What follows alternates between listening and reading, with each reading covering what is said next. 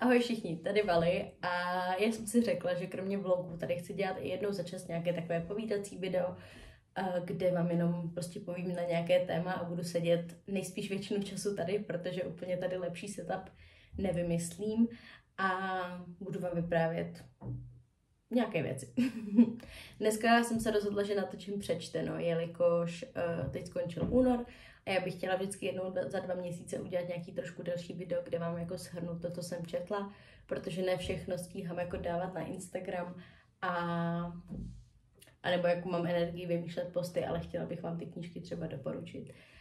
Takže to budete si to určitě pustit jenom jako podcast, jelikož tady jako budu ukazovat, jako že sem přidám prostě vždycky obálku knížky, ale jelikož jako nebudu vám tady ukazovat nějaký jako velký věci, takže jestli to chcete pustit jenom do pozadí, tak je to úplně v pohodě a můžete si z toho udělat krásný podcast. Tak jdeme na to. V lednu a v únoru jsem dohromady přečetla 11 knih, což bylo víc, než jsem čekala, ale zároveň hodně z nich byly komiksy nebo nějaký kratší knížky, a takže to dává smysl. A zároveň bych taky ráda řekla, že jsem se snažila dost víc ze své komfortní zóny. Četla jsem knížky, které bych si asi normálně nepřečetla, nebo jsem si řekla, že chci si dát tu výzvu je přečíst a zjistit, jestli by mě bavily. A podle toho to taky vypadá. Čauky, tady stříhač Valča o pár dní později. Já jsem se vám chtěla jenom omluvit, že v tomhletom videu jsou trošku slyšet zvuky, když omylem kopu do skříně, protože jsem prostě seděla tady před skříní a dělala jsem tam tohle. A je to tam slyšet, protože jsem seděla neposedně. A chtěla jsem se vám za to omluvit. Slibuju, že příště už to budu na to dávat pozor. A doufám, že si to video užijete i tak. Není to slyšet moc, ale kdyby vás to rušilo, tak se vám za to předem omlouvám. První knížka, kterou jsem za tenhle rok přečetla, je Change by Design od Tima Browna. A tohle je knížka, která vypráví o designovém myšlení, což je způsob inovací, způsob, jak přemýšlet nad věcma, nad problémama a jak hledat jejich řešení. A já jsem to četla do školy, takže jakože už potom jsem se vlastně rozhodla, že si chci přečíst i další knížky, protože mě to fakt zajímá, ale jako tuhle knížku jsem si vybrala vyloženě, protože jsem na ní dělala recenzi do školy. A Tim Brown je zakladatel jedné jako velké firmy, která se zabývá designem, která se zabývá jakoby řešením různých problémů a je to na tom vidět, takže on to popisuje hodně jako takový podnikatel, který používá tohle myšlení a snaží se přesvědčit jako ostatní manažery a podnikatele, proč jako dává smysl investovat čas a energii do tohohle myšlení. Což za mě jako asi nejsem úplně cílová skupina. Takže mě to tam jako nebavilo a asi kdybych někomu jako měla doporučit knížku o designovém myšlení, tak to nebude tahle. Ale zrovna tady mám vzadu jednu knížku, kterou bych si chtěla přečíst a jestli jako bude taková, jakou ji čekám, tak si myslím, že doporučím spíš tu. Ale pokud jste takový jako trošku víc businessmeni, businesswomen, který chcete vědět, jako proč se designové myšlení třeba vyplatí jako i finančně a proč je to jako důležitý, tak je to zajímavý, ale pro mě to bylo takové 50-50. Takže tak. Druhá knížka vás asi překvapí v tom, že ji asi četli už úplně všichni a já jsem se k ní dostala až letos. A to jsou Vrány od Petry Dvořákové, což jestli znáte takovou tu výzvu, kdy si jako vyberete 12 knih na rok 2024 nebo jako na jakýkoliv rok, tak já jsem se rozhodla tuhle výzvu udělat a snažila jsem si tam udělat jako 6 různých kategorií po 2 knihách, kde jako si trošku rozšířím své obzory, někdy víc, někdy míň. A jedna z těch kategorií je právě česká próza, protože jsem vlastně českou prózu moc nečetla. A tak jsem si řekla, že jako Vrány si přečtu, protože jako je všichni objevují. No, jako předem řeknu, že mě to asi nezaujalo tolik jako ostatní. Chápu, co to chtělo říct, chápu, na co to ukazovalo a určitě to jako dávalo důraz na zajímavý téma, který jako mi přišlo hodně relatable, ne jako úplně na mě, ale jakože celkově mi přijde, že jako každý jsme měli někoho v okolí, kdo bohužel jako zažíval podobné problémy, což je fakt smutný. Ale ta forma v tom smyslu, jak to bylo napsané, kde to začalo, kde to skončilo, mi úplně nesedlo. Nesedlo mi to, že mi přišlo, že nebylo dostatečně rozlišený to, když jako vypráví ta mamka a ta její dcera, že ten jejich styl psaní byl hrozně podobný. A A tím pádem jako ze začátku jsem fakt byla zmatená, potom mi to jako došlo, nebo potom jakoby vám to dojde z kontextu, že jo, ale jako ten styl psaní sám o sobě jsem měla pocit, že jako neměli vůbec žádný jako rozlišovací jako věci, i když byly od sebe třeba minimálně 20 let, že jo. Takže to mi vadilo a taky mi přišlo, že ta metafora s vránama mohla být mnohem víc promyšlená a že na konci mi to přišlo jako chápu, proč se to tolik líbí, asi potřebuju delší jako budování věcí a přišlo mi, že to jako pořád jde dost po povrchu, ale jako fajn.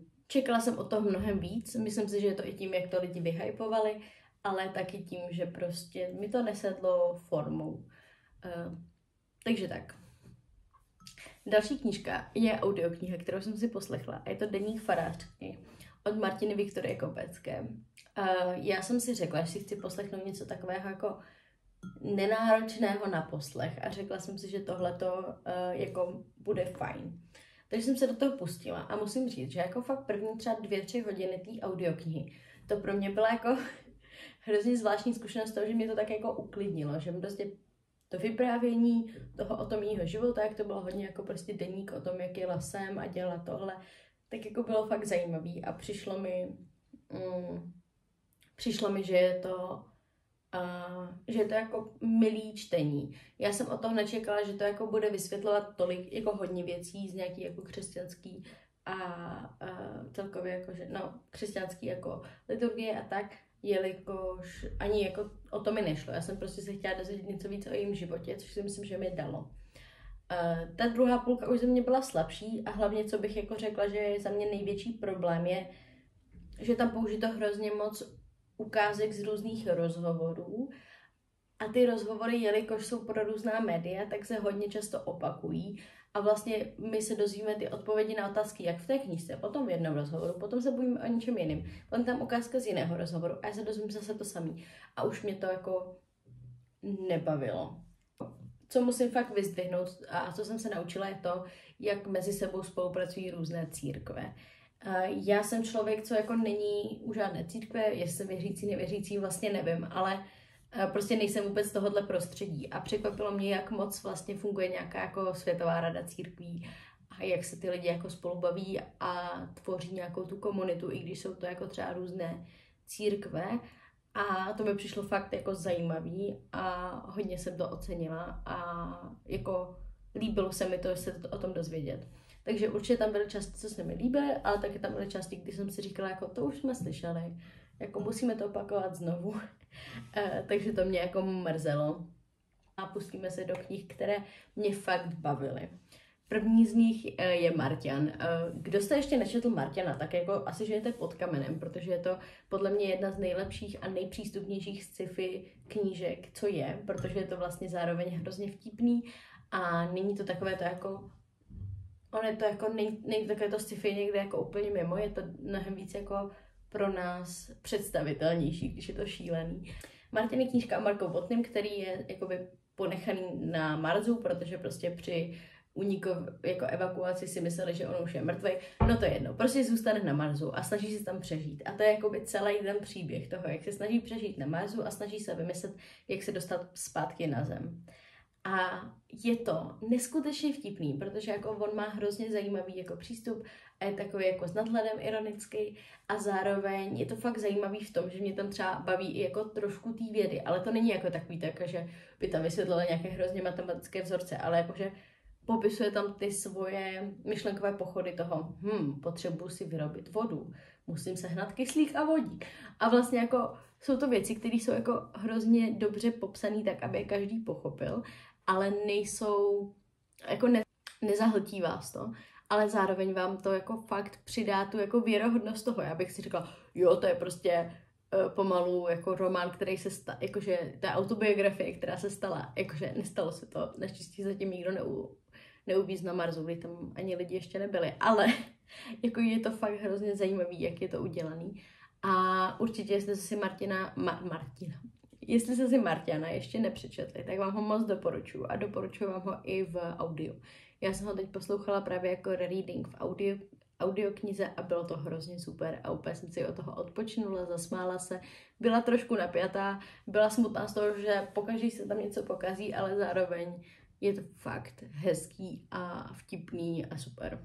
Takže 5 hvězdiček z 5 poprvé pro letošní rok s readingem. No, ale 5 hvězdiček z 5 dostal ode mě i komiks, a to Genderqueer. Toto je komiks, který vyšel už pár let zpátky i v Čechách. Já jsem ho teď na ní narazila na Everandu, což je právě, dřív se to jmenovalo Script. A je to platforma, kde si můžete platit nějaký měsíční jako poplatek a máte tam anglické audioknihy a e-knihy zdarma. A pro mě je to super v tom, že prostě se snažím hodně poslouchat audioknihy v angličtině a tady to prostě nemusím potom platit za ty knížky jednotlivě a je tam docela fajn výběr. Genderqueer je autobiografický komiks od Maji Kobabe a tento člověk je hrozně zajímavý. Jakože prostě to vypráví její životní jako cestu, jak se dostal ke komiksu a jak se vlastně pracovala se svým jako genderem a snažila se najít tu svoji cestu a svoje chápání sama sebe. Je to krásně namalované a ten komiks je fakt jako skvěle vysvětlující různé jako věci. A zároveň je to dost příjemný na čtení. Není to jako vlastně ta smutná nebo ta jako závažná část je hodně z toho pohledu toho člověka a není to takový, že by jako měli hodně, jakože bojovali s hodně věcma okolo, ale spíš je to prostě fakt, že jak si ten člověk sám prožívá tu svoji jako ani ne změnu, ale spíš jako pochopení toho, jak se vlastně cítí a co je pro něj důležitý. A je to fakt jako moc hezký a dojemný a hodně přístupný, což si myslím, že je super. Pokud jako máte nějakou základní znalost angličtiny, tak bych se do toho pustila v angličtině, protože vím, že se jakoby ta osoba tam používá, jakoby nepoužívá potom they, them, ale používá tam něco jako zer. Já si teď upřímně nepamatuju. Prostě jsou to pronouns, které jakoby jsou hodně specifický. A vůbec nevím, jak to bylo přeložené do češtiny. Myslím si, že jsem od někoho slyšela, že to nebylo přeložené úplně ideálně, ale zároveň si myslím, že je to fakt těžký přeložit. Nevím, ale pokud to máte jako možnost číst v angličtině, již tam je veverka. Pokud to máte možnost číst v angličtině, tak bych se do toho jako nebála pustit, protože je to komiks, takže tam toho není moc. A zároveň jako víc zažijete si tu jako přímo, jak to ta osoba chtěla jako vyjádřit a napsat v tom svém jazyce. Takže tak. Další knížka, kterou jsem přečetla, je od Alice Oseman a je to Heartstopper, 5. díl. Heartstopper neboli Srdce rváči jsou určitě velmi známý komiks a vlastně už i teď seriál, který je jako taky boží, obě dvě ty jako formy jsou skvěle udělaný. A teď vyšel 5. díl někdy na podzim a v únoru už vyšel, nebo v zimě, a v únoru už vyšel i v Čechách. Já jsem se ho přečetla ještě v angličtině a bylo to hrozně super. Nevím vlastně, co k tomu víc říct, líbí se mi, jak to prostě ukazuje možnosti, jak můžou vypadat hezky vztahy a jak lidi spolu můžou komunikovat a zároveň jak i ty lidi jako spolu procházejí hodně těžkýma věcma a někdy jako prochází i jako špatnýma vztahama, třeba někdy mimo, ale teď myslím jako, že Nika a Charlie jsou pro mě hrozně ukázka toho, že ten vztah může nějakým způsobem fungovat a jde o to spolu komunikovat o těch věcech a ukázat si, jako co ten druhý potřebuje a tak. A prostě jsou to ňufíci. A pokud si chcete zlepšit náladu, tak jako Srdce rváče moc doporučuji. Neříkám, že tam nejsou jako neříkám, že tam nejsou nějaký temnější témata. Hlavně Charlie se jako prochází různými psychickými problémy, které jsou závažný a důležitý řešit, ale zároveň je to udělané tak, že to jako ukáže, co se děje, ale prostě ukáže i to, jak k tomu ty ostatní přistupují a jak se snaží nějakým způsobem toho člověka podpořit. A je to prostě hezký. A když jsme u Nika a Charlieho, tak musím jakoby hned zmínit další knížku, co jsem přečetla, a to je Solitér od Alice Oseman, což je příběh Tori, což je sestra Charlieho. A já jsem si řekla, že se Solitér musím konečně přečíst, protože mě prostě zajímalo, jak jako bude příběh Tori a co se tam bude dít. No, příběh tady mi přišel fakt zajímavý, jako ten její pohled na věc a jakým způsobem se prezentovala, bylo určitě něco, co jako je potřeba vidět, jakože je to hodně realistický pohled teenagera. A co mě tam fakt nebavilo a jako nezajímalo, bylo vlastně ta jako zápletka a přišlo mi, že jsem se ani o těch jako vedlejších postavách nedozvěděla tolik, kolik jsem chtěla. Ono jako, ano, ona je tady taková, že vlastně jako že se snaží ukázat to, že jako je to jedno všechno a tím pádem jako i ty ostatní lidi moc jako nepopisuje, takže to dává smysl v tom charakteru. Ale pro mě ta knížka potom jako vlastně byla zajímavá v tom, že jsem se jako dozvěděla o té postavě a všechno ostatní mě jako bylo takový jako OK, ty jsi tam děje nějaký děj, je tam trošku jako taková záhada a tak, ale nevěděla jsem úplně, jak s tím pracovat. Zároveň myslím si, že jestli vás jako trošku baví i nechtěla bych říct thrillery, protože to jako není tak thrillerový, ale jako mít nějaký jako záhadu v té knížce, tak si myslím, že je to jako super. Protože vás prostě bude zajímat, co se tam děje a proč se děje tohle a tomto. Já nechci jako říkat žádnou zápletku, ale tam prostě je taková jako postava solitér, která si dělá věci ve škole a neví se, kdo to dělá. No, takže tak. Ale zároveň si myslím, že jsem od toho měla velké očekávání. Nakonec jsem se tomu rozhodla dát 3,5 hvězdičky z 5 a je vidět, že je to propotěné Alice Oseman, ale zároveň se těším na její další knížky, protože vím, že jako třeba Loveless se mi líbilo neskutečně, takže Solitér prostě je vidět, že se od něčeho odrazila a je to určitě jako náznak toho, jak skvělá autorka to je, ale oni používají Dejdem, ale nevím, jak to říct česky. Prostě jako skvělá autorka to je, takže doporučuji. Tak, jdeme na poslední 4 knížky. Další knížka, kterou jsem přečetla, je Dračí republika. Já jsem tohle knížku poslouchala v audioknize už jako třeba 2 měsíce. Fakt mi trvala jako poslechnout, protože jsem na ní potřebovala mít energii. Ale i tak jako myslím, že byla fakt skvělá. Je to druhý díl Makové války od F. Kuang a je to, Maková válka je celkově jako příběh Rin, což je hlavní hrdinka, která se snaží dostat na jako takovou vojenskou akademii a potom jako se tam řeší hodně válčení a vlastně ty makové války a různé konflikty. Celé je to inspirované historií Číny, což je fakt zajímavý, protože to určitě prostředí, ze kterého jsem tolik nečetla a pomáhá mi to jako pochopit víc přístup některých věcí. Hlavně v tom druhém díle je hrozně zajímavý, jak se jako najednou jako vidíme z druhého pohledu jako kolonialismus a tím způsobem se na to jako reaguje. Prostě v tomhletom mi to přijde skvělý. Je to teda dospělá fantasy.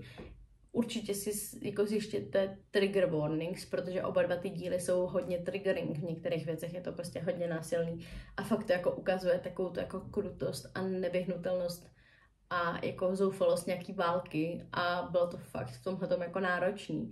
Ale zároveň prostě musím říct, že ty obě 2 knížky byly tak dobrý, že to má jako i tu svoji fantasy část, která jako vás hodně napne, ale zároveň to má jako skvělé postavy a k tomu jako ta politika. Takže za mě první díl fakt super pro to, že jako je to trošku podle mě, pokud vám nevadí trigger warnings, tak si myslím, že první díl je docela fajn jako přístup k dospělé fantastice.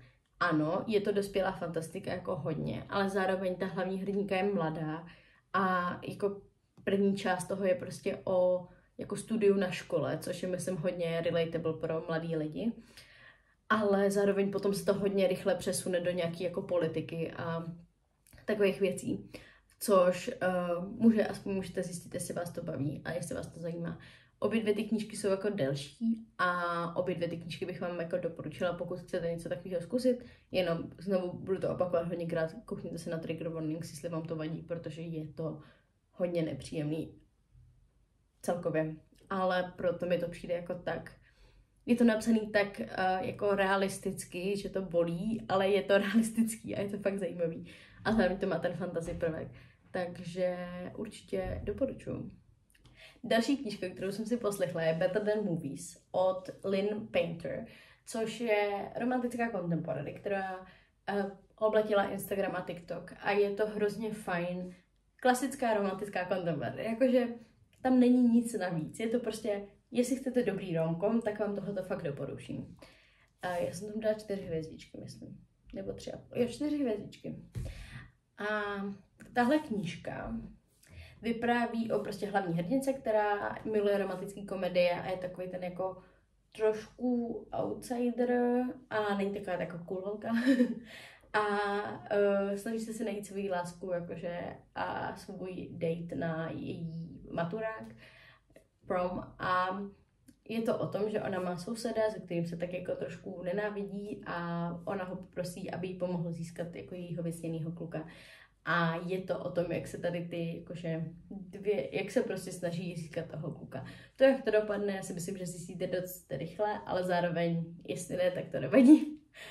Aspoň budete překvapený. Co bych k tomu řekla, je to, že ta hlavní hrdinka, ano, je někdy trošku annoying, ale zároveň ty jako 2 kluci, kteří tam jsou, tak jsou jako skvělí. Oba dva jsou hrozně fajn a hrozně milí a prostě jsem si úplně jako hlavně Wes, to jsem byla jako, to je takový ňuf, jakože super. Takže pokud si chcete jako zlepšit náladu něčím hezkým, tak určitě tohle doporučuji. Jako asi jediná výtka, co k tomu mám, je to, že někdy teda na mě hlavní hrdinka byla už trošku moc, ale jako to bylo jen někdy. A taky si myslím, že to mohlo být malinko kratší. Že prostě tam potom ke konci už se to jako podle mě hrozně jako stagnovalo, ale zároveň jak to jako skončilo je fakt hezký a celkově se mi to líbilo. Jdeme na předposlední knížku, což je Run Rebel od Manjeet Mann. Já doufám, že to čtu správně. Rebel je příběh Amber, což je středoškolačka indického původu. Její rodiče jsou oba dva negramotní a vlastně její táta je jakože fakt hrozný člověk. Nebo prostě fakt, on je alkoholik a vlastně týrá tu její mamku a je to jako hodně náročné téma. A celá tahle knížka je napsaná jako román ve verších, což je poprvé, co jsem takovouhle formu četla. A celý ten příběh mi přišel fakt zajímavý, protože je to vlastně udělané o tom, jak se jako ona snaží osvobodit od toho vlivu jako svého rodinného, protože prostě v té její kultuře je vlastně hrozně zakořeněný to, že ona jako žena jako nemá tu hodnotu a tak a ona se snaží od tohoto osvobodit, zároveň chce hrozně běhat, baví jako atletika a to je jako důležitý jako část jejího života. A vlastně se tady učí trošku říct jako o pomoc a nějakým způsobem jako změnit tu situaci, ve které je. A zároveň, jak je to román ve verších, tak je to napsaný, jakože ta knížka může připadat vám trošku tlustší, ale zároveň je to takový, že jako na každý stránce je vlastně taková jako kratší, nebo taková jako báseň, která dohromady dělá ten příběh. A já jsem se bála hodně dlouho románů ve verších. A jsem ráda, že jsem se do toho pustila. Jakože nebyl to pro mě problém. Myslím si, že ten příběh na mě jako hrozně zapůsobil a určitě některý ty jako to, že tam opakují nějaké fráze, jako pomáhá tomu příběhu, aby byl tak silný, ale zároveň asi kdyby jako stejně, jako kdyby ta knížka byla napsána jako ve souvislém textu, to by mě zaujala a bavila úplně stejně.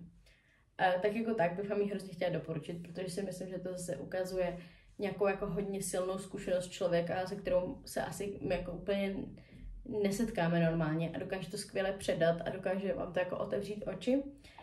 Určitě vám to doporučuji, pokud se vám líbilo Všechen můj hněv, jakože to si myslím, že je jako nejpodobnější Young Adult, která vyšla v Čechách, kterou bych tomu připomněla, ale Run Rebel jako se mě bylo fakt výborný. Dala jsem tomu 5 hvězdiček z 5 a moc doporučuji. Zakončíme naše přečteno jednou takovou milou pohádkou knížkou, kterou jsem dočetla teď vlastně před 2 dněma. A je to Chaloupka na mořích nočkách od Sophie Anderson, kterou jsem dostala od hostu.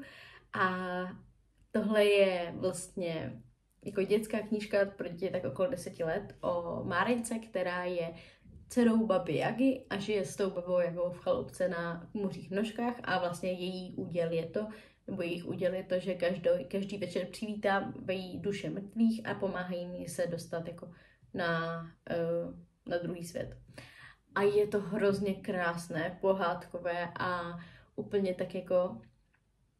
No já bych to nejvíc popsala pohádkové, protože prostě je to o Márince, která snaží jako zjistit, co vlastně chce od života, protože ona ví, že nechce zůstat celý život tady v té chaloupce, kde jako se nemůže pohybovat mezi živými a být jako nějak jako napojená na ostatní a že jako jí to přijde hrozně osamocená představa a snaží se jako zjistit, jakoby, co může udělat jinak.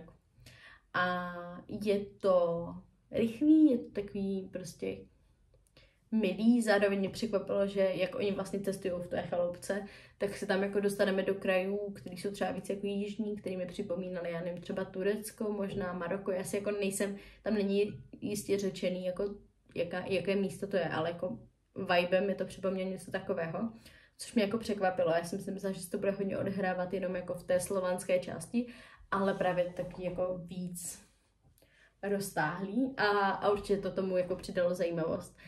Dala jsem té knížce 4 hvězdičky z 5.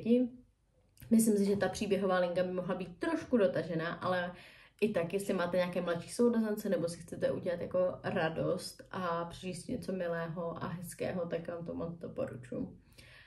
A zároveň já určitě si chci přečíst i další knížky od autorky, protože je to miloučky. A já mám ráda miloučky, knížky pohádkové se slovanskou mytologií. To je můj žánr. Tak jo, mám pocit, že jsem se na konci trošku už motala do toho popisování knih. Za to se omlouvám. Doufám, že to i tak bylo zajímavé, že jste si třeba zjistili nový tip na čtení a že vás to bude bavit. A budu se na vás těšit příště. Mějte se krásně a ahoj.